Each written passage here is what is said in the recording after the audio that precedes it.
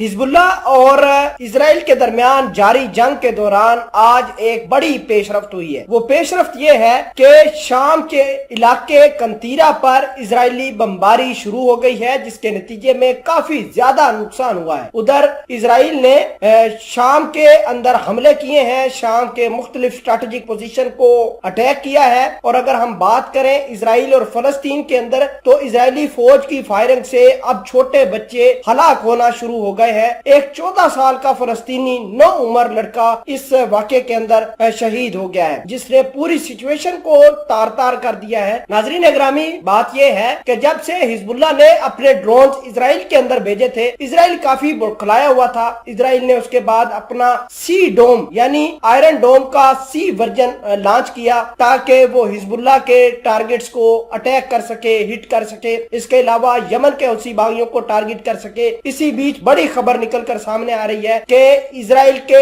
Fighter जेटों ने F-15, F-16 और F-35 जहाजों ने अटैक किया है शाम के अंदर, और इसके अलावा फलस्तीन के ये बच्चों को शहीद करना शुरू कर दिए हैं। मैं इस खबर के बारे में आपको मजीद आगाह करता हूँ। छोटी सी गुजारिश है कि आप हमारा YouTube चैनल हसनात टीवी को सब्सक्राइब करके पास मौजूद घंटी के निशान को दबा लें, ताकि लेटेस्ट न्यूज आप तक पर वक्त पहुंचती रहे। सबसे पहले हम बढ़ते हैं फलस्तीन के अंदर क्या हो रहा है, किस तरीके से इजराइल वहां पर अटैक कर रहा है। तो आपको ये बता दें कि मकबूजा मगरबी किनारे में इजरायली फौज की फायरिंग के नतीजे में एक 14 साल फलस्तीनी नौ उम्र मोहम्मद शहादा शहीद हो गए हैं। आपको ये बता दें कि मोहम्मद शहादा को बैतुल हल्म के करीब मौजूद कस्बे अल खिजर में इजरायली फौज की गोलियों का निशाना बनाया गया था। फिलहाल के लिए आपको ये बता दें कि इजरायली फौज के बयान के मुताबिक फौजियों ने ट्रैफिक पर पेट्रोल बम फेंकने की मुबैना कोशिश करने वाले 3 मुल्जमान पर फायरिंग की, जिसके नतीजे में एक मुल्जम मौके पर हलाक हो गया। और ये जो मुल्जम का नाम बताया जा रहा है, ये वही मोहम्मद शहादा है, जिसकी उम्र 14 साल है। आपको ये बता दें कि इजरायली फौज ने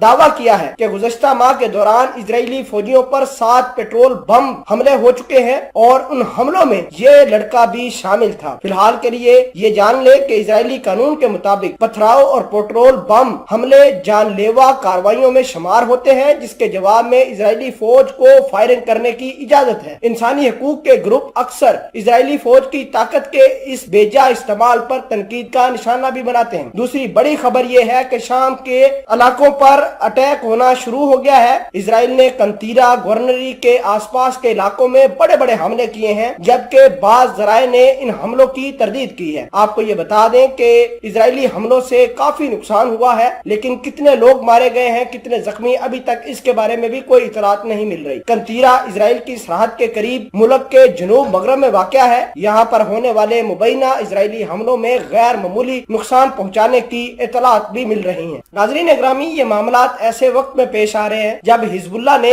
एक बहुत बड़ी डेवलपमेंट की थी। डेवलपमेंट ये की थी कि इजराइल के सरहद के अंदर अपना हसान नाम का ड्रोन भेज दिया था, और इजराइल जो दावा करता है कि दुनिया की बेहतरीन टेक्नोलॉजी उसके पास है, उस ड्रोन को पकड़ने में नाकाम रही। भले ही इजराइल ने अपने हेलीकॉप्टर लगाए, फाइटर जेट तैनात किए, वहां पर गोलाबारी की, लेकिन वो ड्रोन जो है सर्विलेंस करने के बाद, इंफॉर्मेशन इकट्ठी करने के बाद अपनी बेस के अंदर लबनान के अंदर वापस आ गया। एक तो इस वजह से इजराइल ने शाम के कंतीरा के ऊपर और फलस्तीन के ऊपर अटैक करने शुरू किए हैं। दूसरी वजह यह है कि ईरान ने जो खैबर शिकन मिसाइल टेस्ट किए हैं, और जो वियना के अंदर ईरान के न्यूक्लियर डील को लेकर मामला चल रहे हैं, उस वजह से नफ्ताली बेनेट काफी भड़के हुए हैं। उनका कहना है कि हम ईरान को किसी सूरत भी मुआहदे के अंदर दाखिल नहीं होने देंगे। तो ये दो वजह है जिसकी वजह से इजराइल आजकल काफी अग्रेसिव हुआ है।